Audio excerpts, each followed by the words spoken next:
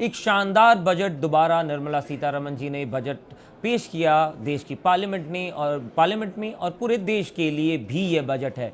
पूरे देश के लिए ये बजट इसीलिए है क्योंकि हर तगबे हर जगह को छुआ गया है इस बजट में। चाहे आप मैन्युफैक्चरिंग की बात करें, लेदर इंडस्ट्री की बात करें, आप बात करें फिशरीज की, ट्रांसपोर्ट की, रेल की, फ्लाइट की, हवाई जहाज़ की, ड्रोन की या कोई भी और चीज़ हो, हर चीज़ को इस बजट में छुआ गया है। और इसी वजह से कहीं ना कहीं ये बजट वर्तमान और भविष्य दोनों का बजट भी हम कह सकते हैं। इसी के बारे में बात करने के लिए हमारे साथ मौजूद है अंशुमन मैगजीन और लक्ष्मी वेंकटेशन। आप दोनों का स्वागत है जी बिजनेस पे।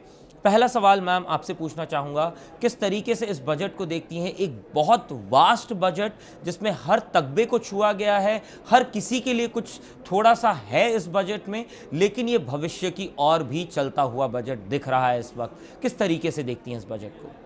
First and foremost, a budget is a very inclusive budget. That is very welcome because MSMEs and micros are needing great assistance. They announced a 10,000 crore fund for the growth for MSME, as well as a 2,000 crore fund for self-reliant fund for micro enterprise specifically.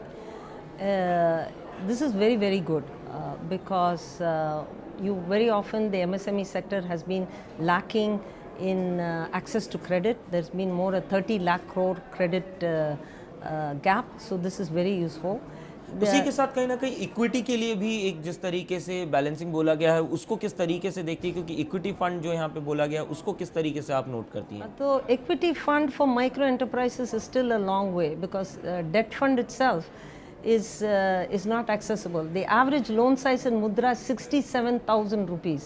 What kind of equity can you get in? So when you talk about micro enterprise, I think both debt and equity will enable them to get access to more debt also. That is also a way in which you capitalize your unit. So that is good. But the second most important thing is a lot of mass employment sectors such as the Mahatma Gandhi ग्रामीण योग programme scheme थे, और दूसरा है वो the handicrafts and handlooms, textile employment scheme, leather, tourism, all of this is employment schemes. लेकिन ये सारे में there is no specific allocation for women. There has been a good focus on women for she-marts and so on, but we hope that when the schemes are actually evolved and are implemented on the ground, that there will be specific allocations made for women within these schemes. Anshuman sir, अगर आपके पास आऊँ, किस तरीके से infrastructure जिस तरीके से focus में हमेशा से रहा है, इस बार भी रहा है, 11 से 12.2 लाख करोड़ को उसको बढ़ाया गया, लगभग 1.2 लाख करोड़ उसको बढ़ाया गया है। किस तरीके से आप इसको देखते हैं? क्योंकि कहीं ना कहीं किसी भी इकोनॉमी को आगे बढ़ने का जो बेसिक फाउंडेशन होता है वो इंफ्रास्ट्रक्चर होता है। किस तरीके से देख रहे हैं इसको? एब्सोल्युटली, इंफ्रास्ट्रक्चर में एक तो कैपेक्स 9 to 10% बढ़ा है, विच इज़ रियली पॉजिटिव, कि उसके बिना जो भी हमारे कंट्री में डेवलपमेंट हुआ है या हम आगे अगर एक डेवलप्ड नेशन बनना चाहते हैं, इंफ्रास्ट्रक्चर बिना नहीं है, तो इस गुड की बजट ने एलोकेट किया। एफएम ने बात करी revival of Tier 2, Tier 3 cities.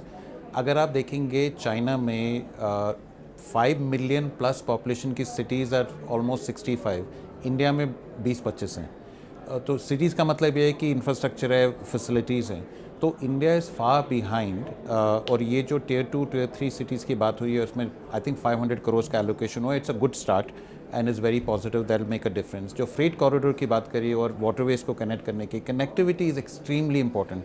आप देखिए, चाहे वो सिटी में मेट्रो हो, चाहे रेल हो, चाहे हाईवेज़ में जो इतना ऑलरेडी काम हो चुका है, that has made a huge difference to our cities, to our country. तो जो ये बाकी जो ये वाटरवेज को भी कनेक्ट करेंगे, inland waterways and coastal area दोनों को इस्तेमाल, और साथ ही में एयर ट्रैफिक, उसमें एयरप्लेन्स को लेके आना कहीं ना कहीं एक बड़ा पुश तो देगा। लेकिन इसी के साथ साथ ये भी सवाल उठता है कि जिस तरीके से इस एलोकेशन को पहले भी पुश मिला था, लेकिन फिलहाल कुछ एक बैक सीट पे जाता हुआ देखा पिछले कुछ सालों में, लेकिन दोबारा इसको ड्राइविंग सीट पे लेके आया गया है, फ्रंट फुट पे खेलने के लिए लेके आए हैं। किस तरीके से ये एक इकोनॉमी को डेवलप करने के साथ साथ टूरिज्म जिसको एक बड़ा बूस्ट दिया जा रहा है, ट्रैकिंग को एक बड़ा बूस्ट दिया जा रहा है, जो आइकॉनिक बिल्डिंग्स है, हिस्टोरिकल बिल्डिंग्स हैं, उनको एक पुश मिल रहा है। किस तरीके से देखते हैं ये जो इंफ्रास्ट्रक्चर कॉरिडोर डेवलप होगा वो कहीं ना कहीं एक भारत के ऑलराउंड डेवलपमेंट में हिस्सेदारी बनेगा? एब्सोल्युटली। इसका सबसे दो चीज़ें, आपने टूरिज्म की बात करी, मैं उस पर आऊँगा, बट मेन चीज़ ये है कि छोटे छोटे टाउन्स और सिटीज़ सबको कैसे, अगर आप तीन जैसे फ्रेट कॉरिडोर हो गया, वाटरवेज हो गए, ये सारा कनेक्ट करने से जो पार्ट्स ऑफ द कंट्री हैं जिनको एक्सपोजर नहीं है, जो कनेक्टेड नहीं है, वो कनेक्टेड होंगे। और आपने जैसे बताया हाईवेज़ की कनेक्टिविटी की वजह से ऑलरेडी एम्प्लॉयमेंट डेवलपमेंट बढ़ा है, उसका बड़ा इम्पैक्ट है। टूरिज़्म की आपने बात करी, इंडिया जो है टूरिज़्म में बिलियंस ऑफ डॉलर्स कमा सकता है। अभी पूरे इंडिया में बैंकॉक से, दुबई से कम टूरिस्ट आते हैं, जबकि हमारे पास इतना कुछ है टूरिज़्म के लिए। सो आई एम ग्लैड कि टूरिज़्म को फोकस बनाया जा रहा है। टूरिज़्म से हम मिलियंस ऑफ जॉब्स क्रिएट कर सकते हैं। सो आई एम ग्लैड प्रोजेक्ट ने किया है। एक मैं बजट ने उसकी बात करी, मैं एक चीज़ जो बजट में इतना हाईलाइट नहीं हो रहा है, एफएम ने रीट और इन्वेट की बात करी कि जो गवर्नमेंट के एसेट्स हैं, स्पेशली सेंट्रल सीपीएसई जो भी होता है, सेंट्रल गवर्नमेंट के पीएसयू, इसमें एक जो सेंट्रल गवर्नमेंट के हैं, उसमें जो उनके एसेट्स हैं उनको through REIT and InvIT monetize करेंगे। This is a major announcement, क्योंकि इसका मतलब ये है कि अगर आप देखें इंडिया में government is the largest holder of real estate and land, और lot of that is not being monetized और optimized, they are almost dead investment. अगर ये स्ट्रक्चर काम करता है, नॉट ओनली जो सेंट्रल गवर्नमेंट के जिसके लिए अभी किया है वो मोनेटाइज होगा, government of India can raise huge amount of funds. अगर वो मॉडल सक्सेसफुल हो सकता है तो स्टेट गवर्नमेंट, सेंट्रल गवर्नमेंट के बाकी जो पब्लिक सेक्टर एंटरप्राइजेज हैं, if they start monetising the assets, I would say जो फिस्कल डेफिसिट का टारगेट है 4.3%, which is great, we can reduce it further because अगर हम इससे फंड्स रेज कर सकते हैं। So that was a big announcement. Ma'am, अगर आपसे पूछूं किस तरीके से आप देखती हैं एमएसएमई के साथ साथ जितने भी लेगेसी बिजनेसेस हैं, जितने भी दूसरे बिजनेसेस हैं, सबके लिए एक स्किल डेवलपमेंट को फोकस पे रखा गया है, education, skill development, entrepreneurship, job creation, एक तरीके से एक ये स्ट्रक्चरल वे बनाया गया है जो इस बार हमने देखा बजट में आते हुए। निर्मला सीतारमण जी ने बोला, किस तरीके से देखते हैं स्पेसिफिकली आज के डेट में किसी भी सेक्टर में हम जाएं तो स्किलिंग की सबसे बड़ी प्रॉब्लम होती है, जॉब क्रिएशन में सबसे बड़ा प्रॉब्लम जो आज के डेट में देखा जाता है इंडस्ट्री साइड से, वो स्किल्स का होता है। किस तरीके से देखती हैं आप इसे?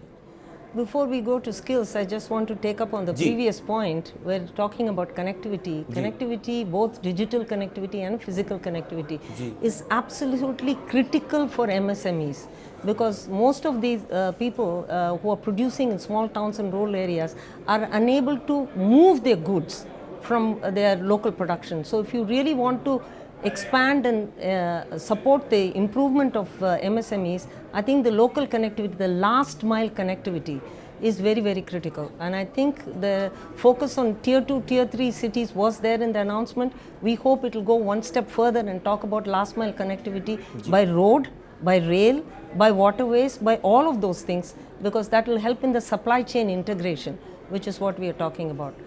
When you talk about skills, yes, skills is critical, but what has also happened is we have had skill development on one side, but they have not necessarily been matching to the jobs that needs to be created, both in the employment sector as well as in the enterprise sector. What this budget I like is that they have talked about creating a pathway between skill development and employment creation, but they've also added enterprise creation. So skill development से enterprise creation तक वो that link is very critical, and I think that has been made. They also talked about creating those university hubs, which is close to manufacturing hubs, so that again that connection can be made, that relationship can be made between skills skill development being done. AI skills development is another important thing. But when we talk about skills, we also have to talk about making sure that the skill development penetrates down to the grassroots level. You can use AI to just skill a bunch of people at the top level, or you can use AI to actually as a tool to educate and skill the people at the grassroots level, which will create a more vibrant economy and create a more vibrant MSME sector also. Anshuman sir, आपसे आखिरी सवाल पूछना चाहूँगा। Specifically अगर इस वक्त देखा जाए कमर्शियल प्रोजेक्ट्स हों, इंफ्रास्ट्रक्चर, कमर्शियल इंफ्रास्ट्रक्चर हो, किस तरीके से देखते हैं? रोड इंफ्रास्ट्रक्चर के बारे में बात किया गया है, कमर्शियल इंफ्रास्ट्रक्चर के बारे में बात किया गया है, किस तरीके से देखते हैं इसको? क्योंकि स्पेसिफिकली अगर देखा जाए जो डेवलपमेंट है वो स्मार्ट सिटीज़ की बात की गई है, स्मार्ट सिटीज़ नहीं, माफ़ कीजिएगा, सस्टेनेबल सिटीज़ की बात की गई है। स्मार्ट सिटी से ये अगर कहा जाए तो एक स्टेप और आगे है, क्योंकि स्मार्ट सिटी के साथ साथ सस्टेनेबिलिटी के बारे में यहाँ पे बात की गई है। किस तरीके से देखते हैं सस्टेनेबल सिटीज़ कितने बेहतर होंगे हमारे देश के लिए और हमारे देश के लोगों के लिए? क्योंकि पोल्यूशन का जो है ये एक मुद्दा हमेशा से रहा है, और सस्टेनेबिलिटी की जहाँ पे बात आएगी तो वो पोल्यूशन का मुद्दा कम होगा, शायद लोगों की ज़िंदगी, लॉन्जिटिविटी जो है वो शायद ज़्यादा हो पाएगी वहाँ पे। एब्सोल्युटली, ईज़ ऑफ लिविंग की बात करी एफएम ने, आई think that was really important, क्योंकि सिटीज़ का हम बोलते हैं कि अगर आपको प्रोडक्टिविटी इंप्रूव करनी है हमारे लोगों की, तो उनकी हेल्थ, जो आपने पोल्यूशन की बात करी, दैट्स इंपॉर्टेंट। आपको लो कॉस्ट हाउसिंग चाहिए, और अगर आप उनको tier 2, tier 3 cities across India अगर लो कॉस्ट हाउसिंग प्रोवाइड कर सकते हैं, हेल्थ बेनिफिट्स प्रोवाइड करते हैं, उसका रिजल्ट ये कि प्रोडक्टिविटी बेटर होगी, हमारे प्रोडक्शन जो एज अ कंट्री प्रोडक्टिविटी होगी, because people will be healthier and they will live in there be ease of living. तो टियर 2, टियर 3 सिटीज़ की बात करी है गवर्नमेंट ने। स्मार्ट सिटीज़ का प्रोजेक्ट था, दैट वाज एटलीस्ट हमने उसके बारे में सोचा, उसका इम्प्लीमेंटेशन पूरा नहीं हुआ, लेकिन जितना भी है उसका बहुत बेनिफिट है। अब अभी आप जाएँ, काफ़ी सिटीज़ जो 100 स्मार्ट सिटीज़ के अंडर थी, उनमें पहले से फंड्स एलोकेट हुए और उसमें इम्प्रूवमेंट हुआ। So that is extremely important. One other area I will talk about जो कि बजट में इंपॉर्टेंट था, कि they going to revive 200 industrial legacy industrial parks, क्योंकि जॉब्स का सबसे ज़्यादा नंबर 1 टारगेट है for the government, for our country. तो ये 200 इंडस्ट्रियल पार्क्स को रिवाइव करेंगे, hopefully manufacturing will benefit and the jobs will come in. The other area is giving what you call it, a fund which was a SME growth fund, जो कि again we're not talking about it, 10,000 crores have been allocated to SME growth funds, और SMEs are another ways to create huge job and to expand our economy. Data centre का मैं एक और बात करूँगा, जो कि इंडिया की ये बड़ी अपॉर्चुनिटी है, that we should grab as much market share for data centers. 2047 तक टैक्स बेनिफिट दिया डेटा सेंटर्स को, स्पेशली अगर वो डोमेस्टिक एरिया में ऑपरेट करते हैं, and I think that will be great. और लास्टली स्पेशल इकोनॉमिक जोन, जो कि again not much is talked about, FM ने स्पेशल इकोनॉमिक जोन्स की बात करी, और lot of our special economic zones are struggling. इस अनाउंसमेंट से, क्योंकि वो डोमेस्टिक टैरिफ एरिया में काम कर पाएंगे, it will be very positive, you know, hopefully that revive. So all this put together, manufacturing और इंफ्रास्ट्रक्चर में लाके, it will be very positive. I think one quick thing where the budget didn't talk about much is affordable housing and low cost housing को पूरा ही ignore कर दिया गया, और it was expected उसमें कुछ टैक्स बेनिफिट मिलेंगे। कोई इस पूरे बजट को देखा जाए तो यहाँ पे कोई पॉपुलर स्कीम नहीं लाई गई है, लेकिन एक लॉन्गर ड्यूरेशन स्कीम दी गई है, जिसके वजह से कहीं ना कहीं आप ये कह सकते हैं कि वर्तमान से ज़्यादा भविष्य का बजट है, क्योंकि भविष्य में जो चीज़ें होने वाली हैं उन पे ज़्यादा फोकस कहीं ना कहीं रखा गया है निर्मला सीतारमण जी के द्वारा। नो डाउट, क्योंकि जो भी इंफ्रास्ट्रक्चर में पैसा जा रहा है, जो भी एलोकेशन है, इसका तो हर चीज़ में, रियल एस्टेट में इम्पैक्ट पड़ेगा। But of course, but it's budget आज एक दिन का है। वी आर होपिंग कि अगले महीनों, वीक्स में और अनाउंसमेंट्स होंगी जी, एंड और यू नो पॉलिसी डिसीजंस लिए जाएंगे। जी बिज़नेस से बात करने के लिए आप दोनों का बहुत बहुत शुक्रिया, धन्यवाद। Thank you.